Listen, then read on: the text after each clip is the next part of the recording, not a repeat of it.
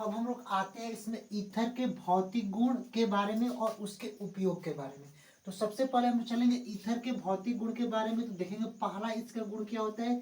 Ether या एक क्या होता है बाबू, रंगहीन होता है, यानी कि इसमें कोई रंग नहीं होता है। इसका स्वाद भी तीक्ष्ण होता है, यानी कि इसका जो स्वाद हम लोग टेस्ट करते हैं तो वो क्या होता है, तीव्र होता है, तेज होता है।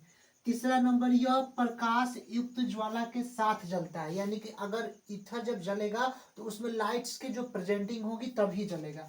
इसका अगर क्वथनांक की बात करते हैं भौतिक गुण, इसका क्वथनांक 34.5 डिग्री सेल्सियस होता है। कितना, 34.5 डिग्री इसका क्वथनांक होता है। देखिए पांचवा नंबर, इसके वाष्प के सूंघने से बेहोशी आ जाती है, यानी कि जिसके इसके ईथर के अगर वाष्प को हम लोग सूंघेंगे तो क्या हो जाएगा, बेहोशी उत्पन्न इसमें ईथर में हो जाती है। ठीक है, अब यहाँ पर समझिएगा उपयोग के बारे में। हम लोग ईथर के अब उपयोग के बारे में बाबू समझेंगे। ईथर का उपयोग, इसका उपयोग वसा, मोम तथा रबड़ के निर्माण में किया जाता है। जो ईथर का उपयोग होता है, इसका उपयोग वसा, मोम तथा रबड़ के निर्माण में किया जाता है। दूसरा नंबर इसका उपयोग देखिए, इसका दूसरा नंबर उपयोग है गिरगनाड अभिकर्मक के निर्माण में ईथर का प्रयुक्त होता है। यानी जो गिरगनाड अभिकर्मक के निर्माण जो किया जाता है, जो RMGS, गिरगनाड अभिकर्मक क्या होता है वो बताए हैं, RMGS, जिसमें एल्काइल मैग्नीशियम और एक्स क्या होता है, हाइलाइट, इसके निर्माण में क्या प्रयुक्त होता है, ईथर प्रयुक्त होता है। तीसरा नंबर यहाँ पर देखिएगा, ईथर का उपयोग धुआं युक्त पाउडर बनाने में भी किया जाता है। जो ईथर का उपयोग होता है वह धुआं युक्त, धुआं के साथ युक्त पाउडर बनाने में इसका उपयोग किया जाता है। चौथा है, इसका उपयोग अगरबत्ती तथा सेंट बनाने में भी किया जाता है। जो ईथर का उपयोग होता है वह अगरबत्ती के जो सेंटेड होता है और अन्य प्रकार के जो परफ्यूम हम अपने मतलब कि लगाते हैं जो कपड़े में, उसका उपयोग भी यहाँ पर किया जाता है। अब हम लोग आते हैं ईथर के रासायनिक गुण के बारे में। ये लास्ट आप लोग को पॉइंट्स है। ईथर का प्रसंकरण क्या होता है, sp3 होता है। ये बाबू याद रखना है कि जो ईथर का जो प्रसंकरण होता है वो क्या होता है, sp3 होता है। ये आप लोग को याद रख लेना है। अब हम लोग मोस्ट इंपोर्टेंट चलेंगे ईथर के रासायनिक गुण, और 4 रासायनिक गुण यहाँ पर हम लिए। पहला आते हैं दहन के साथ अभिक्रिया। दहन, जब ईथर को किसी हवा के साथ अभिक्रिया कराते हैं, हवा मतलब क्या होता है, O2 ऑक्सीजन के साथ, यानी कि ईथर CH3O लग गया, CH3 ईथर हो गया, और ये हवा के साथ अभिक्रिया कराते हैं तो कार्बन डाइऑक्साइड तथा जल प्रदान करते हैं। अब यहाँ पर देखिएगा कि एक कार्बन ये और 2 कार्बन, तो इसको हम लोग 2CO लिख देते हैं, और ऑक्सीजन कितना लेंगे, 2 ऑक्सीजन से लेंगे। तो यहाँ पर 3O2 है, 6 ऑक्सीजन है, तो इसमें से 2 ऑक्सीजन ले लिए, 2CO2 हो गया, यानी कि 2 कार्बन हो गया और 2 ऑक्सीजन हो गया। तो एक चीज यहाँ पर आप लोग देखिएगा कि 2 ऑक्सीजन लिए तो 2 से गुणा किया तो 4 ऑक्सीजन हो गया कि नहीं। तो यहाँ पर 3O2 यानी कि 3 दूनी 6 ऑक्सीजन, तो 4 ले लिए तो ऑक्सीजन यहाँ पर कितना बचा, केवल 2 ही में ऑक्सीजन बचेगा, 4 ले लिए तो 2CO2 भी हो गया, यानी कि एक कार्बन भी गया, 2 कार्बन भी गया, और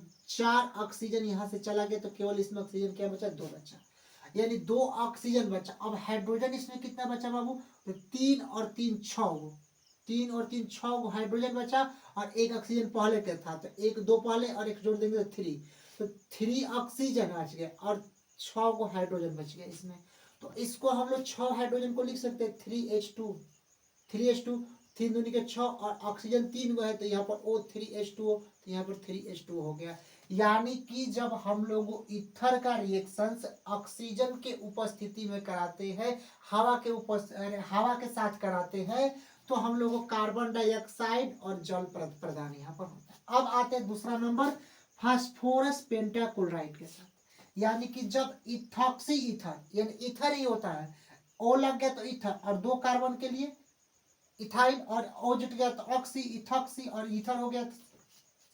जब इथॉक्सी ईथर की अभिक्रिया फास्फोरस पेंटाक्लोराइड के साथ कराई जाती है। फास्फोरस पेंटाक्लोराइड मतलब क्या होता है, वो PCl5 को हम लोग बोलते हैं फास्फोरस पेंटाक्लोराइड को।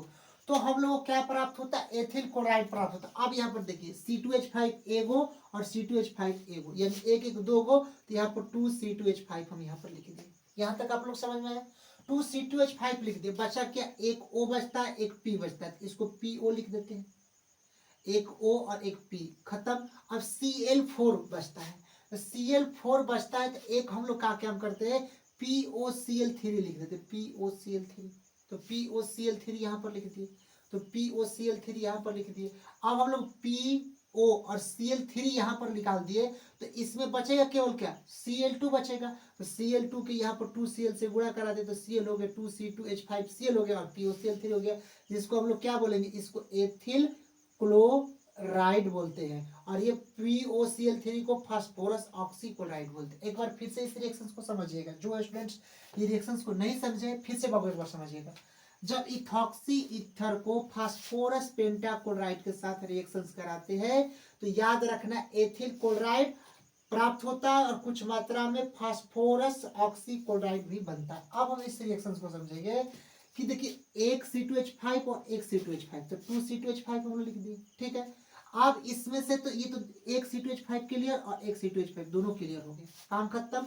अब ये Cl5 है तो यहाँ पर 2Cl हम लोग ले लेंगे, 2Cl, क्योंकि यहाँ से गुणा कराए तो 2Cl कर दे, तो यहाँ पर केवल Cl3 बचेगा कि नहीं बचेगा। अब पहले Cl5 था तो Cl3 यहाँ पर केवल बचेगा, 2 ले लिए। तो अब यहाँ पर देखिए O हो गया और P हो गया, तो PO और Cl3 हो गया, तो ये पूरा खत्म हो गया। POCl3 यहाँ पर लिख देंगे फास्फोरस ऑक्सीक्लोराइड, काम खत्म। अब हम तीसरा नंबर आते हैं अवकरण से, ठीक है।